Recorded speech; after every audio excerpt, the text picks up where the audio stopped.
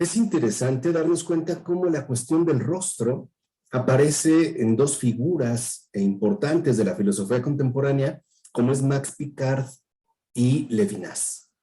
El rostro aparece como un eje articulador para sus respectivas propuestas. Quizá no nos dé tiempo a exponer ambos, pero por lo menos en el caso de Max Picard, lo primero que podemos decir es que el rostro de entrada invita, ¿no?, a percatarnos de que quizá nos hace falta una especie de sensibilidad metafísica, una especie de sensibilidad espiritual que nos permita captar en toda su integridad, en toda su riqueza, esta manifestación. Porque, por ejemplo, ¿no?, en el rostro parece que hay una invitación de orientación. O sea, como que se nos invita a dirigirnos, a movernos hacia el otro.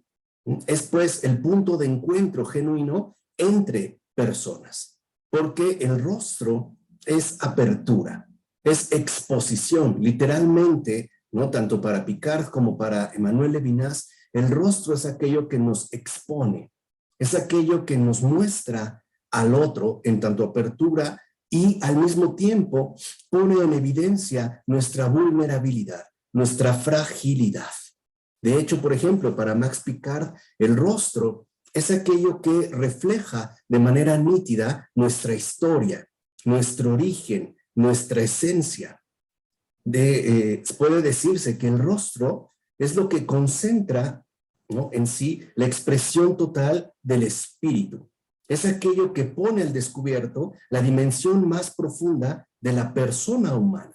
Por eso Max Picard no dudará en llamar al rostro imago animis, es decir, imagen del alma, que es a su vez imago Dei, imagen de Dios. Dios mismo nos va a regalar su presencia en ese rostro humano a través del cual se manifiesta. O sea que la importancia del rostro es, para Levinas, por ejemplo, la exposición de la trascendencia, mientras que para Picard, en un sentido mucho más, marcado, más enfático, es la presencia de Dios en este mundo, es la manifestación de Dios. Aunque Levinas le llame trascendencia, también se refiere a Dios a través de esta exposición que lleva a cabo el rostro. Por eso dirá Max Picard que es importante que nosotros no perdamos de vista el siguiente hecho. El rostro es aquello que nos manifiesta esa relación intrínseca con lo divino. Es pues, dice Picard, el rostro, la presencia viva de lo eterno. Y fíjense, no se está hablando de una cara y la respectiva suma de sus partes. Se está hablando de un rostro particular donde se expone, por un lado, la presencia de la eternidad en su belleza, ¿no?, digamos, en su resplandor, pero al mismo tiempo queda expuesta la vulnerabilidad, una llamada que se nos dirige por medio del rostro. Es pues el rostro en el cual la dignidad cobra forma y sentido. Es incluso la ventana a través de la cual nosotros podemos penetrar en el mundo del espíritu, en la trascendencia, es expresión viva de la interioridad. Es pues el rostro la manifestación concreta de la vida del espíritu. Por eso, ¿no?, resulta llamativo que Picard, por ejemplo, hable del rostro en términos de presencia, ya que en efecto el rostro, es decir, la propia vida humana en su concreción, está llamada a ser presente en este mundo a Dios mismo. La imagen, pues, que se despliega, que se muestra en el rostro, representa el reflejo fiel de lo que intrínsecamente está llamada a manifestar nuestra naturaleza como seres humanos. Es decir, el rostro como el verdadero reflejo de nuestra esencia humana. Hay aquí algunos aspectos que vale la pena destacar, como el hecho de que el problema con el rostro es cuando éste degenera o deriva en simulacro. Cuando se desfigura el rostro y se degrada a un simulacro, donde ya no se refleja la presencia de Dios en el mundo, sino una especie de espectro hostil que amenaza, que violenta, que aterra. ahí es donde aparece este simulacro como una imperfección inaceptable.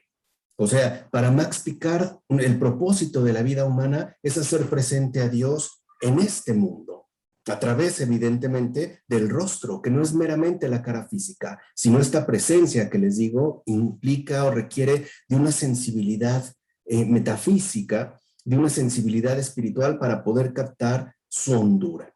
O sea, el rostro es sustancial y por eso no puede degenerar en un simulacro. El rostro es el cumplimiento, por tanto, de nuestra vocación original. Cuando uno no se decide a cumplir esta vocación, entonces en lugar de rostro aparece un simulacro, una careta, literalmente una careta, dispuesta a asumir, ¿no?, el perfil que le resulte más conveniente, o bien incluso un perfil, una careta que expondría una monstruosidad deforme. Por ello, de acuerdo con Picard, el rostro implica una fidelidad a lo que esencialmente somos, imagen de Dios. Necesitamos, pues, ser fieles a nuestra vocación íntima. Por ello, dirá Picard, que las características esenciales del rostro humano como imagen de Dios son la humildad, el reposo, la dignidad, el silencio, la claridad y sobre todo y por encima el amor. Nuestro rostro tiene que ser un testigo fiel del amor, de nuestra esencia pues constitutiva. Por eso dirá Picard que entre más relación tenga un ser humano con lo divino, más se pondrá al descubierto el verdadero rostro que le caracteriza, sin tener en este caso que ocultarla. Es decir, se pondrá más en evidencia el alma. Y aquí es interesante darnos cuenta cómo, si seguimos esta línea, un desalmado es aquel que ha renunciado a la fidelidad que exige su vocación. Es un trastorno del alma que da como resultado, lo dijimos, un simulacro. No se vuelve, no se transforma, no se cumple como lo que es decir, presencia de Dios, sino justamente como lo contrario, como ausencia de Dios. Ese es el desalmado, aquel que exhibe la ausencia de Dios por medio de su respectivo aparecer. De ahí pues que entonces el rostro nos lleve a tener en consideraciones importantes para el mundo contemporáneo. ¿Qué estamos exponiendo ante los demás? ¿De qué es, ¿no?, testimonio nuestra vida en este mundo? ¿Tenemos rostro o tenemos careta? ¿Tenemos alma o nos manifestamos como desalmados? Porque hoy, en una carta que dirige en su momento Max Picard a este gran filósofo Gabriel Marcel, le dice abiertamente que nuestro mundo está sin imagen, porque el rostro no quiere ser ya imagen de Dios. No quiere ser imagen, se conforma con ser careta, máscara, ocultamiento, ficción. Es decir, hay un auge de la hipocresía en el mundo contemporáneo, a través de la cual se esconde, dirá incluso Picard, se oculta lo demoníaco que puede llegar a habitar en cada uno de nosotros. Así pues, dice Picard, ya para finalizar, si el rostro humano está presente, Dios también está presente. Y esta realidad del rostro emerge, ¿no?, se pone en evidencia cuando el silencio es el motor fundamental de la persona en su totalidad.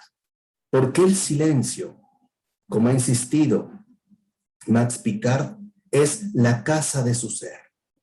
Es nuestro hábitat originario, nuestro verdadero fundamento.